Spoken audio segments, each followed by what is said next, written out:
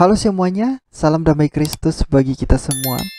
Kali ini saya ingin kita menyimak salah satu video dari Aristo dan Ahmad Kainama, si Tante Kainama yang berusaha untuk bagaimana mereka harus menolong sang baginda yang sangat linglung, kebingungan ketika di satu sisi, di satu hadis dia berbicara tentang yang dikurbankan adalah Ishak, tapi di hadis yang lain dia berbicara tentang yang dikurbankan adalah Ismail. Jadi Muhammad ini sebenarnya mereka bingung tentang siapa sebenarnya yang dikurbankan. Bahkan kalau saudara-saudara tanya kepada scholar muslim yang paling hebat yang belajar sampai ke Timur Tengah, mereka tidak akan bisa menjawab pertanyaan ini secara akurat, tidak akan bisa. Mereka harus menggunakan, oh menurut pendapat ini, menurut pendapat itu, dan seterusnya. Tapi mereka tidak punya kepastian dalam hidup mereka tentang peristiwa pengorbanan, tentang peristiwa Ibrahim atau Abraham dalam mengorbankan anaknya. Mereka tidak punya itu, dan itu sebabnya banyak dari saudara-saudara kita menyebut mereka dengan umat dalam kebingungan. Tanpa perlu berlama-lama, mari kita simak videonya. Mengapa dalam riwayat tersebut yang dikurbankan adalah Ishak? Kita geser ke bawah, Bung. Siap. Kita geser ke bawah. Mengapa? Mengapa yang dikorbankan itu Ishak, bukan Ismail? Iya. Ya, terus subhanallah. Itu tuh stop di paling bawah sebelah kanan tuh. Ya? Ini. Enggak, bukan yang tadi. Sabar sebentar sebelum lanjut. Saudara-saudara ingat ya pertanyaannya, mengapa dalam hadis ini yang dikurbankan adalah Ishak? Mengapa dalam hadis ini Musnad Ahmad yang dikurbankan adalah Ishak? Karena tertulis dalam hadis ini bahwa Muhammad mengatakan yang dikurbankan oleh Ibrahim itu adalah Ishak. Mari kita simak jawaban dari sang Tante Kainama. Ibnahu Ishak qala li abihi, itu tuh. Ya, ada tuh. Pinter Bung Ade juga udah bisa baca Arab. Alhamdulillah. Ya abati katanya tuh. Ya abadi. Ya abati katanya tuh. Ya, Sikni. Ishak. La astari. Oke. Ke bawah Bung Ade. Afwan, maaf, Asif. Setan pun hilang, lalu setelah itu sejarah jumrah dari Aqobah, ya, dari yang paling besar sampai yang paling kecil. Ya, jumrah. Orang Islam itu ada jumrah. Saudaraku yang bikin video. Orang Islam itu mengikuti tatanan ibadah yang ditinggalkan jejaknya oleh Nabi Ibrahim alaihissalam. Jumrah. Kau nggak pernah ikut kok protes. Udah santuy aja. Jangan protes. Jumroh juga enggak, pakai protes segala. Ya, oke ya. Lalu geser ke bawah lagi. Biar cepat kita selesai langsung ke poin. Siap. Sebentar. Ketika Ibrahim mengapa, ayah? Kemudian paling atas sebelah kiri ya. Kemudian ketika Ibrahim hendak menyembelih putranya Ishak. Langsung dia bilang, tuh orang Islam lihat yang disembelih Ishak, bukan Ismail. Iya, ya. Bung Ade tadi di pembukaan bilang orang Islam tuh ada caranya membaca hadis. Betul. Ya, tidak sembarangan. Orang Islam mau sholat aja, wudhu aja ada rukunya. Wudhu ada rukunya, ada tatanannya. Mau potong kuku aja ada tatanannya. Orang Islam semua teratur, ada tatanannya. Sebentar. Jadi untuk mengulur waktu, untuk memikirkan bagaimana cara mendamaikan antara hadis ini dengan sumber-sumber lain yang menceritakan bahwa Ismail adalah yang dikurbankan menurut hadis lain, karena ini kan bertentangan, yang satu bilang Ishak, yang satu bilang Ismail. Tante Kainama itu mengeluarkan banyak sekali isu-isu yang sebenarnya tidak relevan dengan apa yang sedang dibahas sekarang.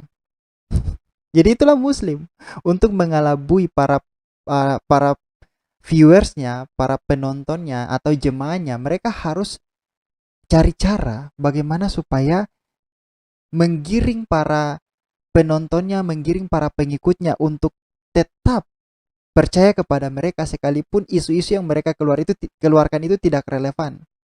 Yang dipertanyakan adalah mengapa Ishak dalam hadis ini dikatakan sebagai orang yang hendak disembeli oleh Ibrahim. Tapi lihat, Kainama mengeluarkan banyak sekali isu yang sebenarnya tidak ada kaitannya dengan pertanyaannya sendiri. Karena dia bingung. Jadi dia harus memikirkan jawabannya dulu. Bagaimana dia memelintir kitabnya sendiri. Lanjut lagi. Ya. Jadi nggak langsung boom, boom. Ya, kita tanya dulu. Tabaidun. Tuh. Kalau nggak tahu tanya. Jangan nggak tahu terus so tahu, gitu ya. Kemudian ketika Ibrahim hendak menyembelih putranya Ishak, ia berkata kepada ayahnya, wahai ayah, ya abati, yang tadi itu. Ikatlah aku agar tidak berontak. Perhatikan baik-baik. Ikatlah aku agar tidak berontak. Sehingga darahku mengenai ketika engkau menyembelihku. Maka Ibrahim pun mengikatnya. Ketika Ibrahim mengambil pisau dan hendak menyembelih, diserukan dari belakangnya, hai Ibrahim, sesungguhnya kamu telah membenarkan mimpi itu. Pegang ini ya. Pegang ini nomor 1. Pegang ya. Pegang ya. Bahwa ketika Ishak akan disembelih, maka dia berontak. Makanya perlu diikat. Ishak, pegang. Geser ke atas dulu, nanti ada tulisan 3 hijau. Bung Ade. Inilah hebatnya orang Islam. Ada tulisan itu. Pertama Hamad. Yunus, maaf. Afwan. Maaf ya. Telah menceritakan kepada kami Yunus. Ya tah? Lalu Hamad. Ini urut-urutan sanad. Ini yang bikin video ngerti nggak sih? Ini urut-urutan sanad agar umat yang membaca 2658 ini, ketika timbul pertanyaan Ismail apa Ishak, dia akan mencari tahu lewat sanad. Gitu loh. Ya, ini ilmu yang aku dapat dari tuan guruku, mudarisku, tuan guruku Ustadz Dr. Anwar. Oke, sebentar. Sebelum lanjut lagi, dia mengatakan bahwa ini adalah urut-urutannya sanad. Nah, pertanyaan saya itu simpel. Apakah sanad ini sampai kepada zamannya Ibrahim? Sampai kepada zamannya Abraham? Tidak. Sanad ini tidak sampai kepada zamannya Abraham. Abraham hidup itu ribuan tahun sebelum Masehi, sebelum adanya Muhammad. Dan sanad ini, bagaimana kita bisa mempercayai sanad ini kalau sanad ini tidak sampai kepada Abraham? Sekalipun dikatakan bahwa Ishak dalam hadis ini, Ishak adalah yang dikurbankan, yang hendak dikurbankan. Tapi bagaimana kita percaya tentang sanad ini? Jangan beranggapan bahwa saya tidak menerima bahwa Ishak itu yang dikurbankan, karena Alkitab sudah dengan sangat jelas menuliskan Ishaklah yang hampir dikurbankan oleh Abraham. Tapi seperti yang tadi saya katakan bahwa kalau misalnya berbicara tentang sanad dalam hadis, kalau ada hadis yang berbicara bahwa Ismail yang hampir dikurbankan, pertanyaannya, apakah sanad itu sampai kepada Abraham dan patut dipercaya? Itu pertanyaannya. Kalau tidak sampai kepada Abraham, bagaimana kalian bisa mempercayai bahwa sanad hadis yang menuliskan bahwa yang hampir dikurbankan itu adalah Ismail? Bagaimana kalian bisa mempercayai itu? Itulah anehnya orang Islam. Tapi berperilaku seolah-olah bahwa mereka lah yang lebih tahu sejarah. Anehnya para polemikus Muslim dan para pembela Islam itu seperti itu. Buta sejarah tapi berusaha membuat seolah-olah bahwa mereka adalah orang yang pintar sejarah. Bahkan para penulis hadis mereka sendiri pun tidak paham tentang sejarah kekristenan dan tidak paham tentang sejarah Yahudi, tidak paham tentang sejarah Abraham. Makanya di dalam hadis itu ada banyak pendapat, mau Ishak yang dikurbankan, ada pendapat tentang Ismail yang dikurbankan, ya karena mereka bingung sendiri tentang siapa yang dikurbankan. Mari kita lanjut lagi. Ini tatanan membaca hadis. Maka itu, ini bagus sekali Nikola.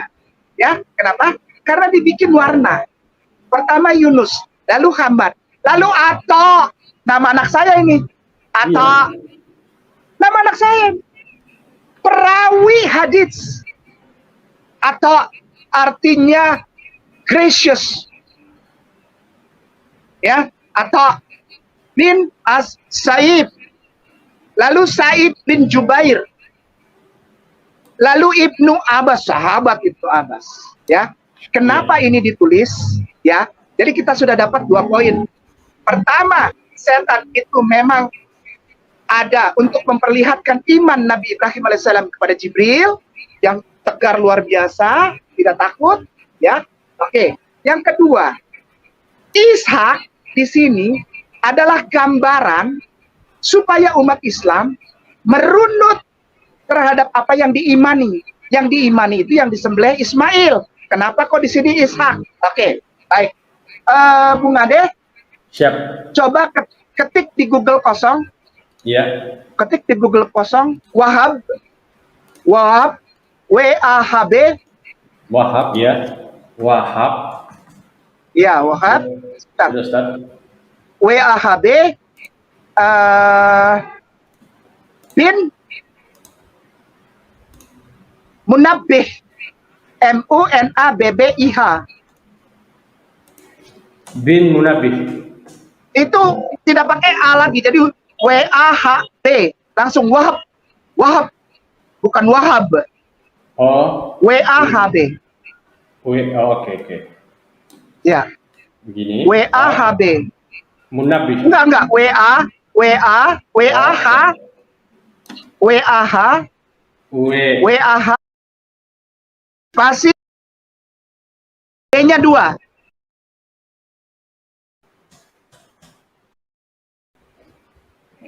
Ya. Ini saya jawab bukan yang untuk bikin video ya, bukan ya. Untuk saudaraku mualaf. Karena percuma ngasih tahu mereka, berarti juga enggak lah. Ya kan? Wahab bin Munabbih. Oke, silakan tuh klik aja Wikipedia kayak apa terserah. Siap. Terserah. Oke, Langsung. bebas. Ya. Oke. Iya. Wahab bin Munabbih. Oke, silakan dibaca Bung Ade. Baik. Fadal, syukran. Saya besarkan dulu. Oke. Ya. Wahab bin Ya. Munabbih. Bahasa Arab Wahab bin Munabbih. Ialah salah seorang pemuka tabi'in dan ahli dalam bidang sejarah. Ia diperkirakan berasal dari Arab Selatan dan berketurunan Persia dengan memiliki pengetahuan yang mendalam tentang kitab suci dan tradisi dari Yahudi dan Nasrani, sehingga memiliki banyak riwayat kisah Israiliyat. Ia merupakan saudara kandung dari Abdullah dan Hamam bin Munabbih. Putranya bernama Abdullah bin Wahab dan Ibnu Wahab bin Munbah. Oh, Syukran. Ya. Orang Israel. Pelan-pelan mana ya, dengerin ya. Itu kalau membaca hadis tuh lihat sanad. Dan terutama harus melihat berkata pola penulisan dalam bahasa Arab. Karena setiap perawi itu berbeda. Betul. Setiap perawi itu pola tatanan bahasa Arabnya berbeda. Dari situ kita tahu kenapa disebutkan di situ qala Rasulullah. Kenapa kok Rasulullah yang berbicara bahwa yang disembelih itu Ishak? Kenapa? Karena Rasulullah memberikan 2 gambaran. Betul. Ini adalah yang diimani oleh Israiliyat. Rasulullah tidak pernah salah-salahkan. Karena Rasulullah sangat toleran. Lakum dinukum waliyadin. Jadi mentang-mentang berbeda lalu tidak ditulis dalam hadis perawi. Ditulis. Bahkan hadis yang dhaif, hadis yang palsu aja ditulis.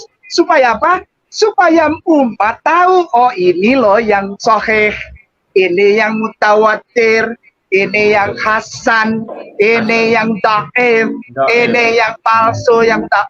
Itu semuanya ditulis supaya umat mengerti. Kalau hanya ditulis satu saja, nanti kita nggak tahu yang mana yang benar, yang mana yang dhaif, yang mana yang hasan. Kita nggak tahu. Nah, sekarang kalian perhatikan bahwa sekali lagi dia mengatakan bahwa Ishak yang hampir disembeli atau Ishak yang disembeli oleh Ibrahim, hampir disembeli oleh Ibrahim itu adalah kepercayaan dari Israel, dari orang-orang Israel, dan itu tertulis dengan sangat jelas di dalam Alkitab. Tapi pertanyaannya itu, mengapa Islam yang berbeda sendiri? Itu kan mengindikasikan bahwa mereka itu buta sejarah. Allah Subhanahu wa taala itu tidak tahu tentang sejarah. Ini bukan persoalan apakah Muhammad itu toleransi terhadap Yahudi atau kepada agama lain. Karena kita bisa lihat di dalam sumber-sumber Islam sendiri bagaimana Muhammad memperlakukan orang-orang Yahudi. Bahkan ada hadis yang mengatakan bahwa kalau misalnya Muslim berjumpa dengan orang-orang Yahudi, harus menghimpit mereka sampai kepada selokan, kepada tempat yang sangat sempit. Itu ada hadisnya. Itu perilaku toleransi seperti apa? Bahkan dengan berulang-ulang kali Muhammad mengatakan untuk memerangi Yahudi dan Nasrani. Itu perilaku toleransi seperti apa? Sampai mereka bersyahadat. Hadis yang mengatakan, Muhammad mengatakan, aku diperintahkan untuk memerangi orang-orang kafir sampai mereka bersyahadat. Jadi itu toleransi seperti apa? Kita fokus lagi kepada apa yang ingin Kainama sampaikan tentang hadis musnad yang menceritakan bahwa Ishaklah yang sebenarnya disembeli oleh Ibrahim. Mari kita lihat. Nah, 2658 ini ditulis dan dimasukkan ke dalam buku hadis yang luar biasa, musnad ya, luar biasa. Yeah. Karena thiqah, TSIQAH, thiqah. Luar biasa ini. Ini thiqah ini, ya. Luar biasa ya. Supaya orang tahu bahwa menurut Israeliat yang disembelih itu Ishak. Tapi ada cerita bahwa dia berontak. Ustadz, sebagai penutup poin pertama, tolong buka surat As-Saffat. As-Saffat. Surat As-Saffat itu surat berapa ya? Mulai dari ayat 102. Lupa saya. As-Saffat. Surah As-Saffat. As-Saffat. Ibrahim Al-Hijr. Al-Ankabut. Ustadz ya. Langsung kita sudah ayat 100. Alhamdulillah ayat 102. Siap. Ana langsung subscribe. Ayat 102. Video yang bermutu lah. Ayolah, yang bikin video yang bermutu lah. Ayat 102. Nah, langsung ketemu dia. Sebentar. Jadi Kainama berpikir bahwa videonya itu bermutu, padahal tidak bermutu sama sekali. Bagaimana usaha dia untuk untuk mendamaikan sumber-sumber yang dia miliki yang satu dengan yang lain itu saling bertentangan, itu membuat dia kelihatan seperti orang bodoh. Dan bukan hanya itu, Kainama juga menunjukkan bahwa betapa kontradiksinya Islam dengan dirinya sendiri. Kita lanjut lagi. Alhamdulillah. Silakan Ustaz. Bismillahirrahmanirrahim. Maka ketika anak-anak itu sampai pada umur sanggup berusaha bersamanya, Ibrahim berkata, "Wahai anakku, sesungguhnya aku bermimpi bahwa aku menyembelihmu. Maka pikirkanlah bagaimana pendapatmu." Dia, Ismail, menjawab, "Wahai ayahku, lakukanlah apa yang diperintahkan Allah kepadamu. Insya Allah engkau akan mendapatiku termasuk orang yang sabar." Sadaqallah. Dia berontak? Tidak. Dia berontak? Tidak. Dia minta diikat? Dia ngomongin soal darah? Tidak. Ini yang diimani orang Islam.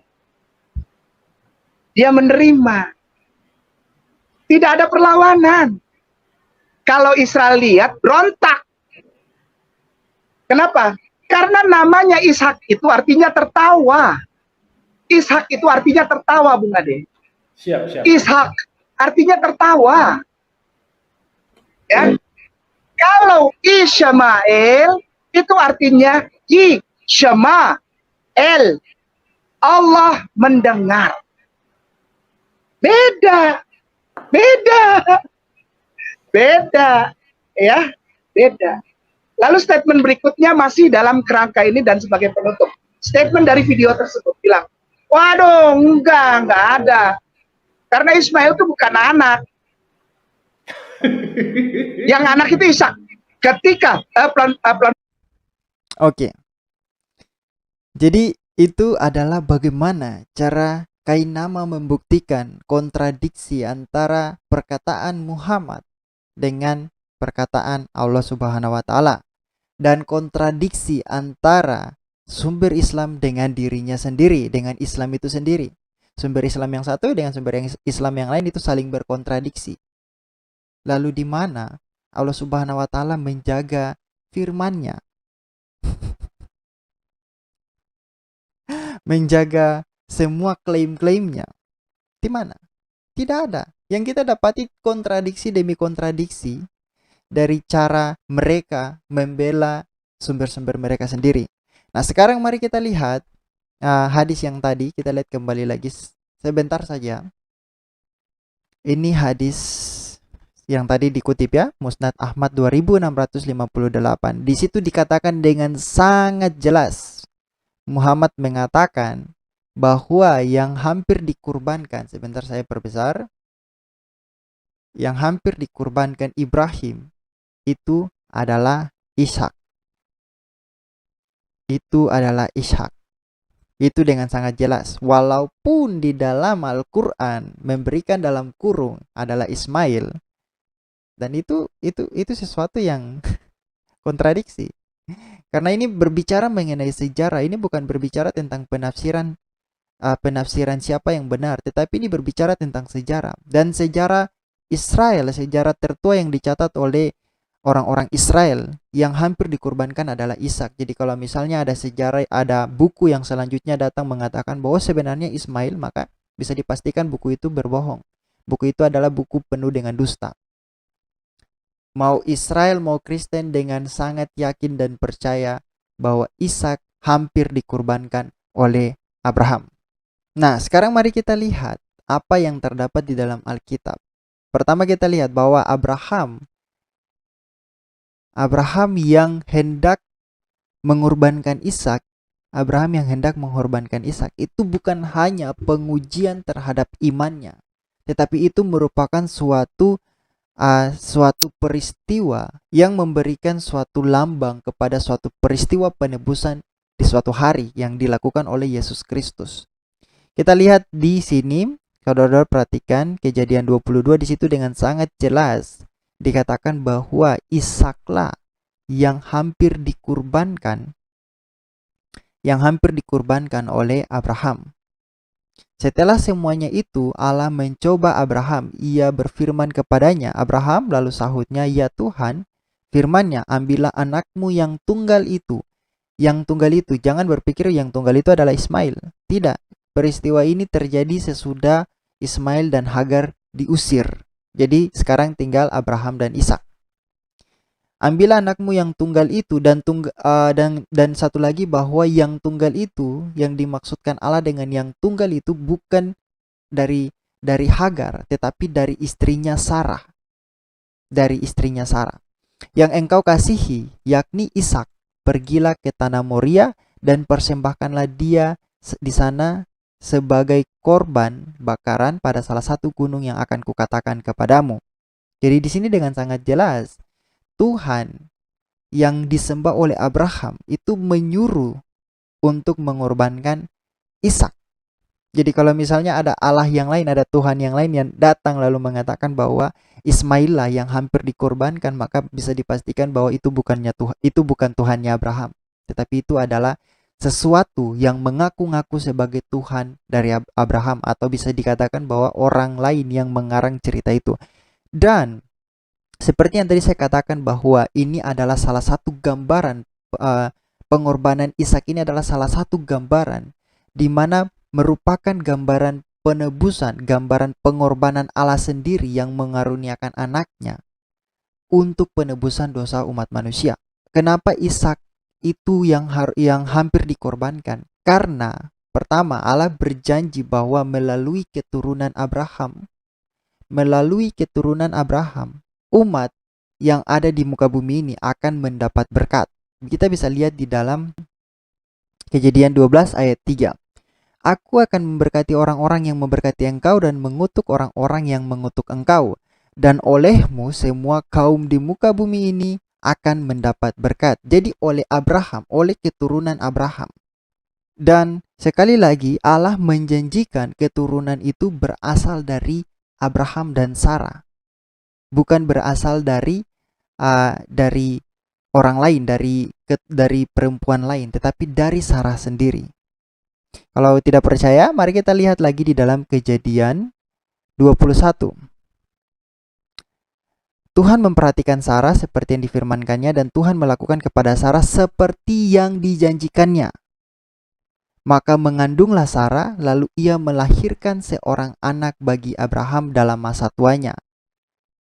Jadi Tuhan menjanjikan rentetan peristiwa tentang perjanjian Tuhan dengan Abraham. Itu adalah rentetan peristiwa yang menggambarkan suatu peristiwa yang akan terjadi di masa depan tentang pengorbanan anak yang tunggal, yang mana itu menjadi pengorbanan bagi penebusan dosa umat manusia. Kekristenan, Yahudi, mereka itu dengan suara bulat menyatakan Ishak yang hampir disembelih oleh Abraham. Dan Ishak adalah anak tunggal Abraham, anak yang dijanjikan oleh Allah.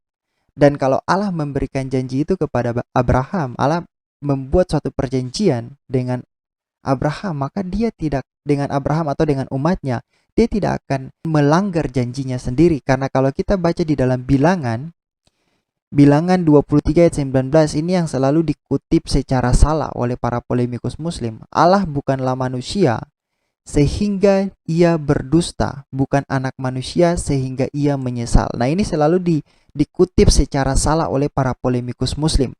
Karena konteksnya adalah tentang Bileam yang disuruh oleh Balak untuk mengutuk Israel. Tetapi Bileam mengatakan bahwa Allah itu telah memberkati Israel dan Allah tidak akan berdusta terhadap apa yang sudah dia firmankan kepada bangsa Israel.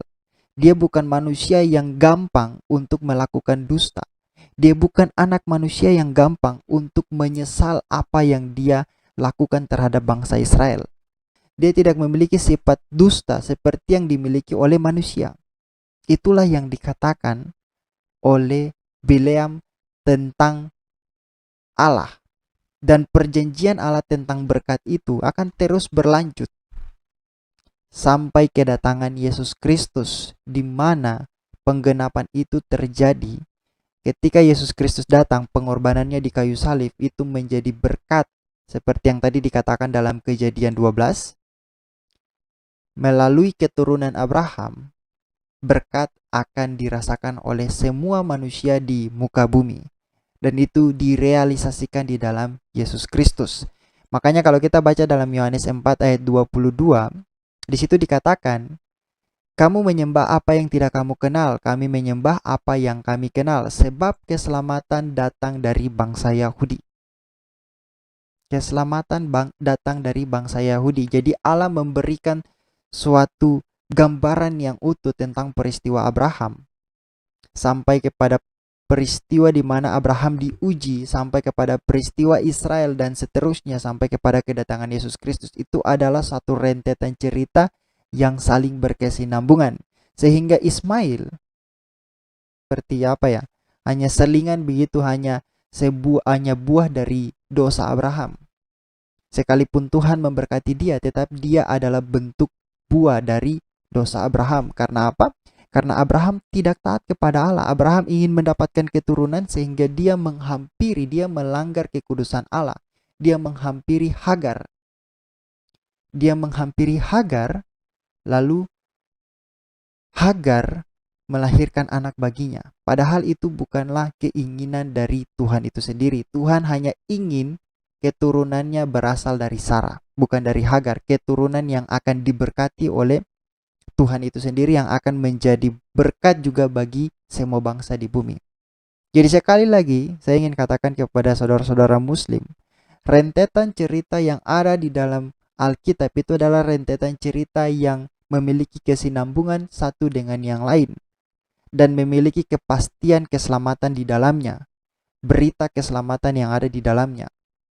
Jadi kalau orang-orang seperti Kainama datang untuk membela suatu kebohongan yang datang di kemudian hari dengan mengatakan bahwa Ismail yang hampir dikurbankan oleh Ibrahim atau oleh Abraham, apa yang hendak dipercaya oleh suatu keyakinan yang mengajarkan kalian untuk terus berbohong?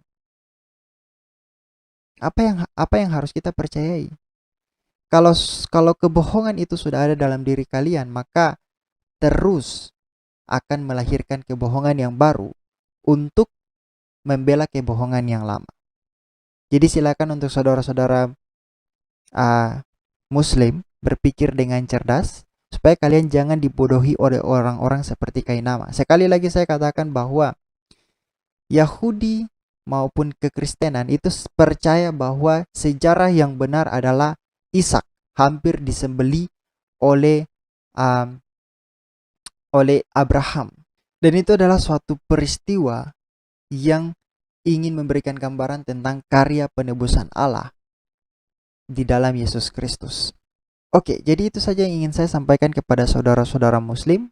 Silakan pikirkan kembali apa yang menjadi keyakinan kalian sekarang. Mengapa kalian harus bertahan pada suatu keyakinan yang mengajarkan kalian untuk terus berbohong, apalagi memfitnah keyakinan lain? Jadi silakan untuk saudara-saudara berpikir, saudara-saudara Muslim yang masih memiliki akal sehat, memiliki kewarasan, silakan berpikir. Dan ini saja yang ingin saya sampaikan kepada kalian. Saya berdoa untuk kalian, semoga kalian menemukan kebenaran yang sejati supaya kebenaran itu dapat membebaskan kalian dari kebodohan. Kita jumpa di video berikutnya. Tuhan Yesus memberkati.